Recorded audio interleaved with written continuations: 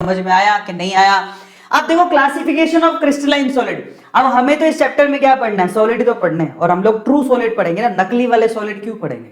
So in that case हम लोग पढ़ने वाले हैं क्लासिफिकेशन ऑफ क्रिस्टलाइन सॉलिड, क्योंकि ये ट्रू सॉलिड होते हैं। इनको चार पार्ट में डिवाइड करते हैं, तो molecular solid, ionic solid, metallic solid and covalent solid, चार तरह के होते हैं। ठीक है, तो याद करो, molecular solid, ionic solid, metallic solid and covalent solid, चार तरह के होते हैं ये। ठीक है, तो चलो एक एक करके सबको देख लेते हैं। सबसे पहले तो जो मॉलिक्यूलर सॉलिड होता है, ठीक है, जरा समझना मॉलिक्यूलर सॉलिड की क्या खास बात होती है। मॉलिक्यूलर सॉलिड बेसिकली मॉलिक्यूल से बनते हैं। ठीक है, मॉलिक्यूल का मतलब हो गया CO2, ऐसे करके CO2 एक मॉलिक्यूल है, उससे बनेंगे। तो बेसिकली मॉलिक्यूलर सॉलिड सबसे पहले तो वो नॉन पोलर होते हैं। अब खुद ही अंदाजा लगाओ, CO2 है, ठीक है, तो इनको आप तीन पार्ट में डिवाइड कर सकते हो। मॉलिक्यूलर सॉलिड नॉन पोलर भी हो सकते हैं, पोलर भी हो सकते हैं, और हाइड्रोजन बॉन्डेड भी हो सकते हैं। तो मॉलिक्यूलर सॉलिड को तीन पार्ट में डिवाइड कर दिया, non polar, polar and hydrogen bonded. तो चलो अब हम मॉलिक्यूलर सॉलिड को पढ़ते हैं कि नॉन पोलर में कौन आता है, पोलर में कौन आता है, हाइड्रोजन बॉन्डेड में कौन आता है। तो चलो सबसे पहले जो नॉन पोलर होते हैं, नॉन पोलर का मतलब पोल जनरेट ही नहीं हो रहे, प्लस और माइनस है ही नहीं, तो लो जो फोर्स ऑफ अट्रैक्शन है मॉलिक्यूल के बीच में बहुत वीक है। इसका मतलब वो क्या होंगे, सॉफ्ट होंगे। Are you getting my point? तो ऐसे सॉफ्ट होते हैं। और दूसरी बात, इंसुलेटर होते हैं, मतलब वो इलेक्ट्रिसिटी को कंडक्ट नहीं करते, इंसुलेटर होते हैं, और उनकी जो मेल्टिंग पॉइंट होती है बहुत लो होती है। अब ये कैसे पता मुझे? यार नॉन पोलर है, पहली बात तो पोल्स ही नहीं है, तो फोर्स ऑफ अट्रैक्शन है नहीं, तो सॉफ्ट होंगे। इंसुलेटर क्यों है? क्योंकि पोल्स नहीं है, फोर्स ऑफ अट्रैक्शन नहीं है, तो मेल्टिंग पॉइंट इनका कम होगा। इसके अलावा अगर कोई पूछे कि इनमें कौन सा फोर्स ऑफ अट्रैक्शन होता है, तो उसमें लंदन फोर्स ऑफ अट्रैक्शन होता है। खत्म हो गई कहानी। लंदन फोर्स ऑफ अट्रैक्शन क्या होता है? लंदन डिस्पर्जन फोर्स है ना। बेसिकली क्या होता है, लंदन फोर्स ऑफ अट्रैक्शन होता है स्पेशली क्राउडीनेस की वजह से, मतलब जो बहुत ज्यादा मॉलिक्यूल्स है तो वो क्राउडीनेस की वजह से पास आ जाते हैं, उसको लंदन फोर्स ऑफ अट्रैक्शन कहते हैं। Is this clear? यस। और फाइनली एग्जांपल देखना चाहो तो जैसे I2 का एग्जांपल, आप नॉन पोलर, आयोडीन का एग्जांपल, आपने कैम्फर देखा है, कैम्फर का एग्जांपल भी ले, आयोडीन का एग्जांपल हो गया, CO2 का एग्जांपल हो गया, ऑर्गन का एग्जांपल हो गया, CCl4 का एग्जांपल हो गया। ये सारे के सारे नॉन पोलर मॉलिक्यूलर सॉलिड है। तो किस किस को एग्जांपल याद हो गए? Non polar molecular solid. Come on dude, right it down right now. Non polar molecular solid किस किस को याद हो गए? लिखो, अभी चैट सेक्शन में लिखते नहीं हो तुम लोग। अदिति चौबे लिख रही है, बस उसको याद हुआ है। अदिति चौबे को याद हुआ है क्या? और किसी को याद नहीं हुआ? गुंजन भी कह रही है मेरे को याद हो गया, रमन कह रहा है मेरे को याद हो गया, और नीरज कह रहा है याद हो गया, और गुंजन, दिलबर, दिलबर पाल, क्या नाम रखे हो तुम। तो कल तो तुम जब प्रपोज मारने जाओगे तो क्या बोलोगे तुम? दिलबर पाल, नाम देखो, दिलबर पाल, सही है नाम, अच्छा है दिलबर।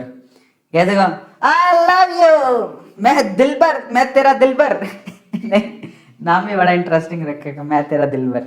याद हो गया? चलो, तो मॉलिक्यूलर नॉन पोलर सॉलिड के बाद चलते हैं मॉलिक्यूलर पोलर सॉलिड की तरफ। पोलर सॉलिड भी एक्चुअली सॉफ्ट ही होते हैं, ठीक है, एज कंपेयर टू दैट वो हार्ड होते हैं, बट वैसे सॉफ्ट होते हैं।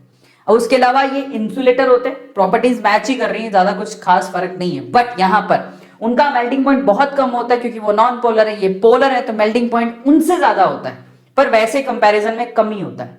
ठीक है, और इनमें कौन सा इंटरेक्शन होता है? डाइपोल डाइपोल इंटरेक्शन, क्योंकि यहाँ पोल जनरेट हो रहे हैं, तो डाइपोल डाइपोल इंटरेक्शन यहाँ पर फीड होता है। एग्जाम्पल देखोगे तो HClSO2, ये ऐसे एग्जाम्पल है बेसिकली जो पोलर मॉलिक्यूलर सॉलिड कहलाते हैं। समझ में आ गया? HClSO2 पोलर मॉलिक्यूलर सॉलिड कहलाते हैं। चलो अब हाइड्रोजन बॉन्डेड की बात करते हैं। जो हाइड्रोजन बॉन्डेड होते हैं वो हार्ड है, हार्ड होंगे, बट ये भी इंसुलेटर ही होंगे। ठीक है, लो मेल्टिंग पॉइंट ही होता है, इतना ज्यादा मेल्टिंग पॉइंट नहीं है, लेकिन इनसे ज्यादा होता है।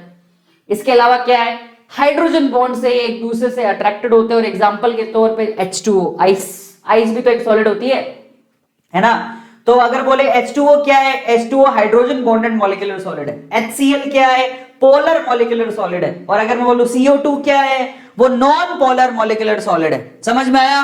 बल्ले बल्ले। तो अब हमारा क्लासिफिकेशन में आगे चलते हैं। नेक्स्ट है आयोनिक सॉलिड। अगला क्या है? आयनिक सॉलिड। और ये बड़ा इंटरेस्टिंग है, ये हार्ड होते हैं बट ब्रिटल होते हैं। आयनिक सॉलिड हार्ड होते हैं बट ब्रिटल होते हैं।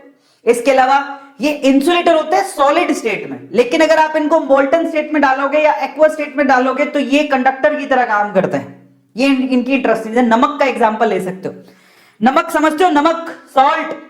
Salt is example of ionic solid, salt is example of ionic solid.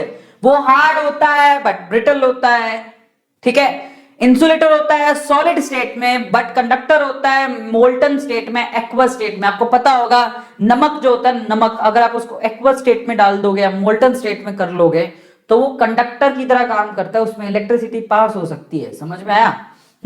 उसके अलावा हाई मेल्टिंग पॉइंट होता है इनका, ऑब्वियसली नमक का मेल्टिंग पॉइंट सबको पता है। और फोर्स ऑफ अट्रैक्शन कौन सा होता है, क्योंकि वो आयनिक सॉलिड है तो प्लस और माइनस कैटायन और आयन बनेगा तो इलेक्ट्रोस्टैटिक फोर्स ऑफ अट्रैक्शन होगा।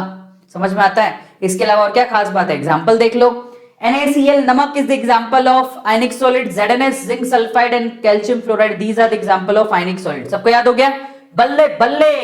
एंड फाइनली अगर आप जाओ तो एग्जांपल है आपके सामने है। उसके बाद चलते हैं हम लोग नेक्स्ट मेटालिक सॉलिड की तरफ। ये हार्ड है बट मैलिएबल होता है और डक्टाइल होता है। अरे ये तो सिंपल सी बात है, मैलिएबल मतलब पतली पतली शीट में उनको बनाया जा सकता है, और डक्टाइल होता है मतलब पतली पतली तारें बनाई जा सकती हैं। मैलिएबल और डक्टाइल होते हैं। इसके अलावा कंडक्टर होते हैं, बहुत ही बढ़िया कंडक्टर होते हैं, सबको पता है। इसके अलावा उनकी मेल्टिंग पॉइंट बहुत ज्यादा होती है। मेटालिक सॉलिड की बात करें हम लोग, सिल्वर ले लो, गोल्ड ले लो, कॉपर ले लो। समझ में आ गया? उसके अलावा इनमें मेटालिक बॉन्ड होते हैं। एंड फाइनली अगर आप एग्जांपल देखना चाहो तो आयरन हो गया, कॉपर हो गया, सिल्वर हो गया, गोल्ड हो गया, these are the example of metallic solids.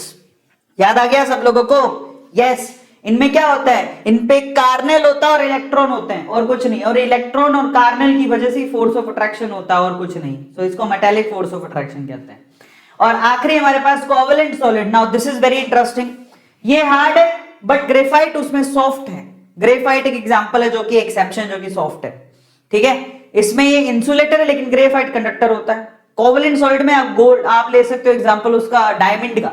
Diamond is a covalent kind of solid, ठीक है। वो तो बहुत हार्ड होता है, बहुत हार्ड है ना। सो फाइनली ऐसे एग्जांपल आप लोग ले सकते हो। इसके अलावा क्या है, इनकी मेल्टिंग पॉइंट बहुत हाई होती है।